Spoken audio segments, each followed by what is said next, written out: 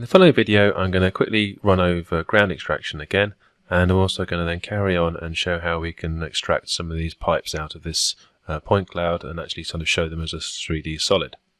So to begin with, for the ground extraction, I'm going to go to Add Group, and I'm just going to call this one Ground. Because what we're going to do is we're going to move the data into the ground group. So this tool has improved slightly since my previous video on this, because now we can actually specify a maximum and minimum distance rather than just a maximum, which gives us a bit more fine control. So I'm going to go group by mesh, and we'll say target group is ground. So the preset I'm going to use sort of general ground with a 0.5 meter resolution. Okay, and we'll go searching at 125 mil around each of those points if we don't find a level, and we'll show through the cloud so we can see the resulting surface that we're going to use to classify against, and hit preview.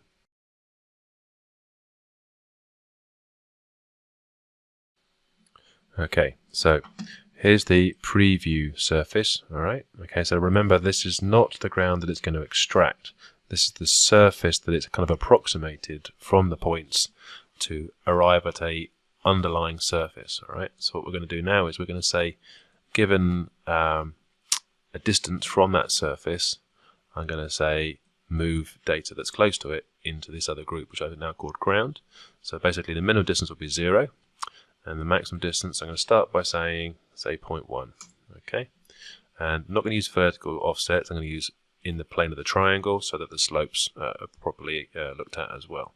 So if I now hit classify, data is being moved that is close or within plus or minus 100 mil of that surface, and it's going to be put into the ground group. Okay, so now that that's complete, if I untick show through cloud, I've now got a new group here called ground. If I turn off never classified, that leaves behind all the ground detail. Okay, all the ground detail, let's say within 100 mil of that surface. That all looks okay to me, so I'm going to just right click that, and that leaves me with this data set. Okay, so now I've got that data set, I can then go on and actually start to model the ground. We've got some scan data inside here, so what I'm going to do is I'm just going to create myself another group. I'm just going to put this one noise, and I'll just switch to a 2D view. And what I'll do is I'm just going to go group by polygon and select the data in that area to be moved back into the noise group. I can then turn it off. So that's now in the noise group, which I can now just untick and that'll go off. So that gets rid of that. Some data in there and in here.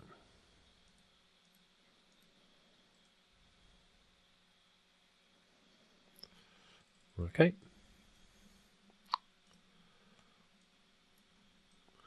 Okay, so to create the ground model then, I'm just going to go to point cloud IO. We'll say 1/4 meter grid, interpolate 100 mil for lowest point, and I won't create as points. Because I want the surface, align spacing. I will remesh and leave everything else as it is, and just hit preview.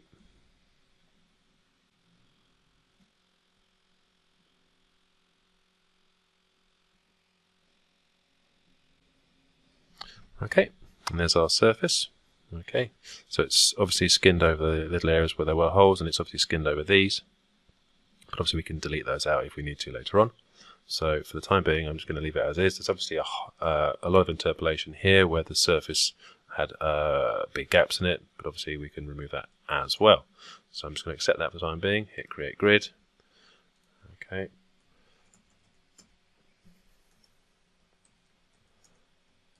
Give that a suitable name, press OK. So if I now switch back to the project manager, here's that surface. We can see obviously the areas where we need to delete if we want to delete. So if I want to delete, I can go to points, and I can go delete inside a polygon.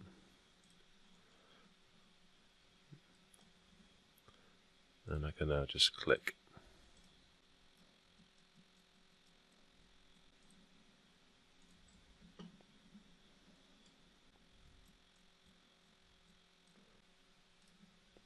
It's easy to see on a white background. So now I've tidied up the holes, I will also run the smooth algorithm on this just to tidy up the contours. So if I just turn off the model, you can see the contours there. And what I'm going to do is I'm just going to run the smoothing on it. So I go DTM smooth. There you go. Okay. So there's our surface. And if I now look at that in 3D. Okay, so now the 3D view's open. We can have a quick look around. So I've just got a height shading here. And let's say every sort of 0.2. There we go. Okay. So if I now just go to reload the point cloud.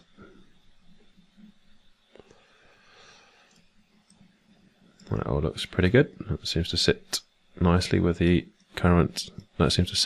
existing point cloud. So what I'm going to do now is I'm going to go back and I'm going to start digitizing some pipes. Okay, so I'm going to re-enable the original group and just turn off the ground because that'll just make it easier to see stuff. Now then, what I'm going to do, I'm going to start by digitizing this pipe here. Okay. I'll just switch that to intensity, it might be easier to see, and put the in-hedge enhance on. Right, okay. So this is the pipe that I want to use, okay? Well, this is the pipe I'm going to start by digitizing. So when we digitize, we need to know the diameter, and to know the diameter, we need to section it. So to start with, I'm going to go to the sections tool. I'm going to hit this tool here, which is essentially just an on-the-fly section along an alignment of some sort. So pick mode nearest, yep. So I'm just going to say click there for my first point, and now there's a joint here, so I'm going to click there, and then obviously the section's way too big, so we'll just say 1 by 1. That'll do us. Maybe 0.01 thick. Okay, you can see that the section started to preview there. So let's drop another point down there. And zoom out, and then control click down here. So the pipe's sort of coming to here, and going to there, and then carrying on to the corner here. So control click there. So it's sort of from there to there to there, and then again there's a junction there, but fundamentally it just sort of comes all the way down to here, and we'll go from there to there to there and finish here, and then right click. Okay, so if I zoom to section, that's basically the first point. Okay, we can see the data in there like that. So under digitize, I'm going to use a code called gas, which I've got set up already. See what it'll do in a sec. I'm going to hit find circle. Okay, so depending on your defaults, it can find all sorts of things. Okay, so the first thing you need to do is make sure that we're not in multi-circle mode. I'm going to untick multi-circle and hit update, and it finds that circle there. So you can see there's a little bit of a shadow to the data here. With multi-circle turned off, this is the best circle it can come up with. Obviously you've got some shadowing in there. If I just right click in this view here and adjust it ever so slightly, okay, we might be able to get cleaner data. If not, what we can do is we can actually put multi-circle back on, and what I'll do is change the minimum cluster radius, say 100 mil. Okay, and you see it sort of come up with a few suggestions here. So R1, definitely don't want that one. R2, probably not, but R3 seems to be pretty good. What we'll say is we'll actually have it in meters. Okay, and we'll have it to 1 decimal place, so 0.3. Using the gas code, that's pretty good, so I hit digitize. Okay, so that's now created that point. Be very careful when you're digitizing, when you're using comma codes, because it thinks it's using a shape, it's actually going to keep the new on. So turn it off, because generally with shapes you want a new comma n on every new shape, just in case, but for now, just make sure that comma n is turned off, otherwise what we're about to do won't work. So I'm going to untick multi-circle and move to the next point, okay, which is about sort of there. Okay, and if I hit update, okay, so there we go. It's a reasonably decent fit. So I'm going to hit digitize. Now then, if I go to home and enable string shapes, you can start to see a 3D solid appearing. And if I go to 3D shapes and enable textures, you can see that this has actually got a texture assigned to it. Okay, and if I turn the point cloud back on, put that in intensity. Okay, now then, if I slide it down to say there, okay, so that's the next change in, change it there to there, sorry. So that's the next change in height. And then we're going to go back to digitize, hit update, and then we'll hit digitize. Okay, you can start to see the 3D solid taking shape.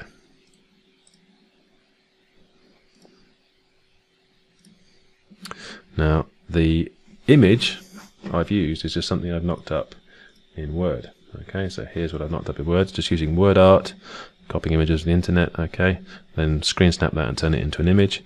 And the way it kind of works really is that, and the way it works initially is that Enforce will look for an image that's named the same as the code. You can override it, but I'm using a code called gas, and I've saved this to an image called gas in the textures folder, which is off of the settings folder, and then Enforce will just find it straight away. So now if I move on, okay, so the next change is here, so control click, and to save me having to drag it all the way down, I'm just going to use under sections this tool here, snap to point, which I've also added to here, so I can click that, and then you can just hover your mouse over it and say, right, that's okay, that's where I want it, and then under digitize, update, and that's fine. So I hit digitize. Now I'm going to hit auto find, so I don't have to keep pressing update. So if I now drag it along slightly, it'll flick to say there. If it disappears from this view because the center's changed, just double button the mouse button in this view and it'll update. So I'll hit digitize there.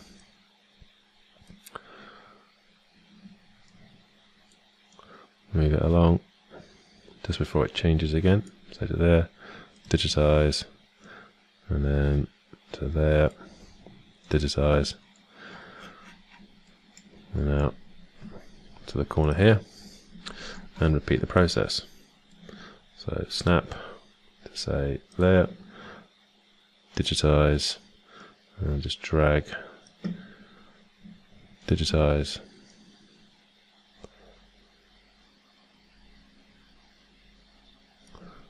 digitize,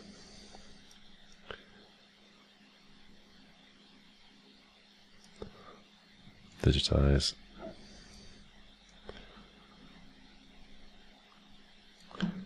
digitize, and when it goes around the bend to about there, digitize. And that pipe's pretty straight all the way down, I think. If it's not, you can obviously insert some other points down it if the alignment meanders. But for the time being, I'm just going to assume it's going to go straight. So I'll say it comes straight down to there, and then repeat. Right, so now I've finished that. If I turn off the point cloud, we can see here is our pipe. Okay, so this is where it starts. I'll turn it back on.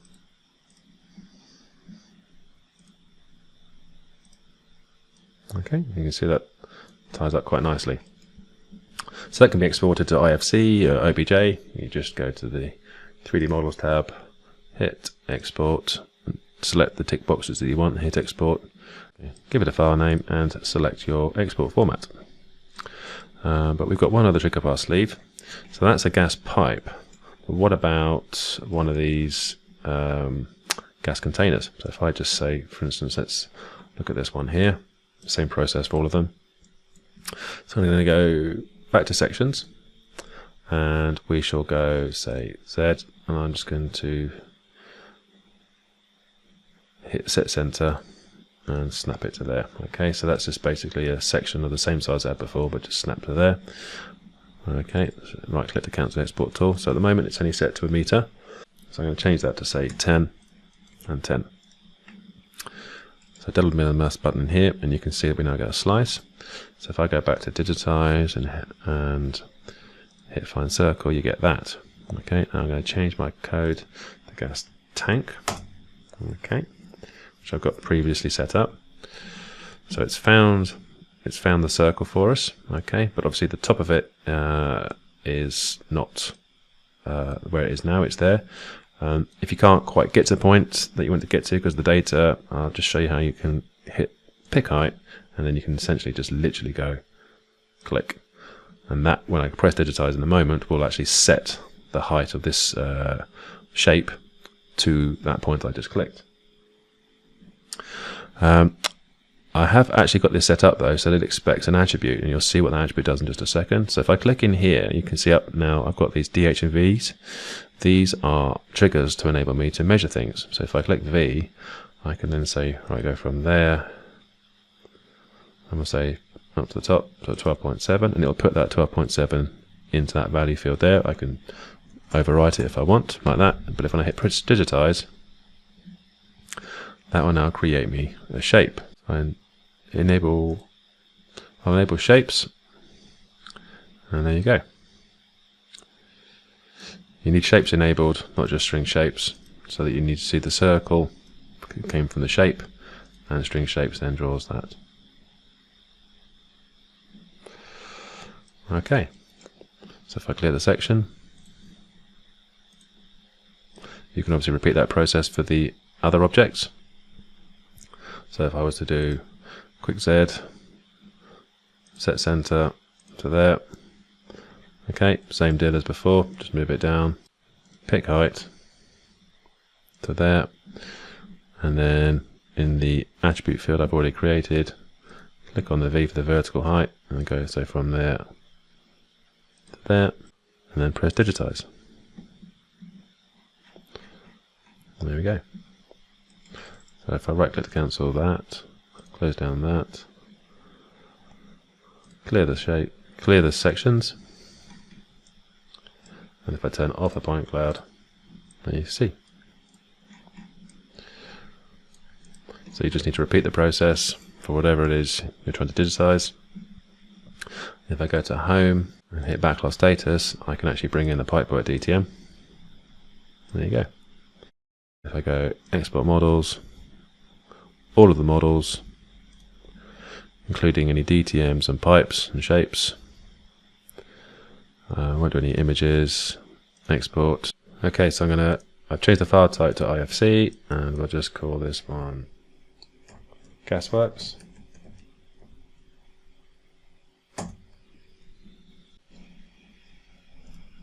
Okay, so here is the same IFC file that we just exported loaded back into Enforce as an IFC file.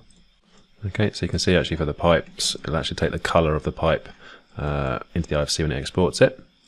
Okay, and if I open up the Autodesk Online Free Viewer, it looks like this. Here we go, you see. So in the viewer, we can still see we've got the pipe as an individual object as well as the two containers. Okay, so even though it goes out as one file, all the objects are still maintained as individual entities, which obviously you can see here in the Explorer view. One final feature I would like to quickly demonstrate. Once you have got the center lines for your pipes, you can actually use those to help create new classifications, which will actually allow you to pull the Pipework scan data into classifications or groups of their own. So if you then wanted to extract that and then send it out on their own, you could give someone just a point cloud of the Pipework and nothing else if you wanted. So I'll quickly demonstrate how to do that. So I'm going to add myself a new group, call that Pipework. Now if I quickly click on always visible down here for the model data, you can see we've got the yellow, or rather we've got the green line running down here. If I show string shapes, you'll obviously see the 3D data of the Pipework, but I don't want that, I just want the pipe. So we've got the center line in there, so untick show visible, it'll go back to being hidden because the point cloud data is on top. So if I now go to point cloud tools, I can classify by essentially distance to a feature. So it's already selected Pipework as my target group because that's the last group I created. And I hit on pick string and then just pick that string there. Okay, it's got a distance in there of 0.4, which just happens to be about right, which is obviously the last time I used it. Obviously you could set it to be 1 meter and obviously be enormous, but 400 mil or 0.4 meter is absolutely fine. So we're going to move all the data within that cylinder, that sort of visualized cylinder, into the Pipework group and press OK, or rather press apply. Okay, so now that's done. If I right click, I'll cancel the tool. And just to see that's worked, if I untick never classified and also the ground, and that leaves us with just the pipe data. And if I change the pipe sort of intensity, there we go. Very clean point cloud data of just the pipe. So obviously if you did this a few times with all the other pipes in there, you can output by going to point cloud IO, select file, change your file type to LAS. I'll just call this one Pipework. Okay. Now when you press save, nothing actually happens because there you could obviously change some options if you wanted to before you did that. So to actually initiate the export, you just hit export points. Okay, so that's done. And that concludes this presentation.